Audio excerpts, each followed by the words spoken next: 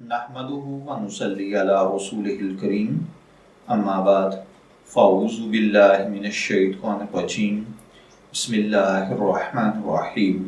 अस्सलामु अलैकुम dear viewers, आपके फेवरेट रूहानी चैनल रूहानी मसीहा से मैं हूँ प्रोफेसर शब्बीर अहमद।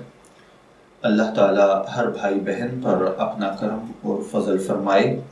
अगर आपके घर का कोई फ़र्द या कोई बच्चा सोकड़े के मर्ज़ में मुब्तला है, ज़ाहिरन कोई मर्ज़ भी नहीं है और वो सूखता जा रहा है और जिस्म है कि सूख सूख कर कांटा नज़र आने लगा है, तो आप ये रूहानी अमल करें। इंशाअल्लाहुल अज़ीज़ इस अमल की बरकत के साथ सोकड़े का मर्ज़ ख़त्म हो जाएगा।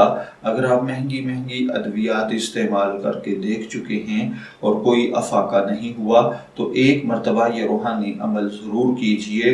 इंशाअल्लाहुल अज़ीज़ अल्लाह ताला आपके बच्चे को सोकड़े के मर्ज़ से निजात अता फरमा देगा और वो बच्चा जो सूख सूख कर कांटा बनता जा रहा था, इंशाअल्लाहुल अज़ीज़ सेहतमंद तंदुरुस्त हो जाएगा और अल्लाह ताला उसे खूबसूरत वजूद के साथ नवाजेगा। इसके लिए आपको जो रूहानी अमल करना है वो ये है कि आपने दिन में 3 मरतबा बावुज़ू हालत में, यानी सुबह, दोपहर और शाम को 11 मरतबा सूरह 3 पढ़नी है।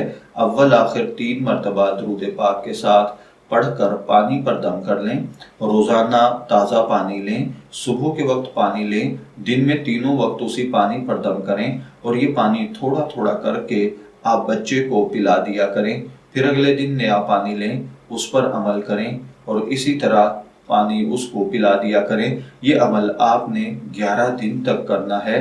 11 मरतबा सूरह 3 दिन में 3 मरतबा पढ़नी है।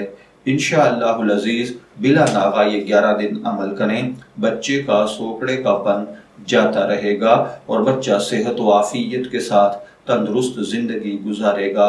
मैं दुआ गो हूँ कि अल्लाह ताला हर बहन भाई को परेशानियों से महफूज रखे। इजाज़त चाहेंगे, फिर मिलेंगे किसी नए रूहानी टॉपिक के साथ। तब तक के लिए अल्लाह हाफिज़।